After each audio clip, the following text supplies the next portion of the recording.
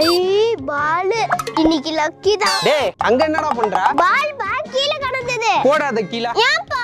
கீழ போடுன்னு சொன்னேன். போட்ட போதுமா? பிரணேஷ் கீழ இருக்கறதெல்லாம் எடுத்தினா யாரோ மேய்ச்சிருப்பாங்க, என்னென்னமோ கிடக்கும். கையில தொட்டினா கையில கிருமி எல்லாம் ஒட்டிக்கும்பா.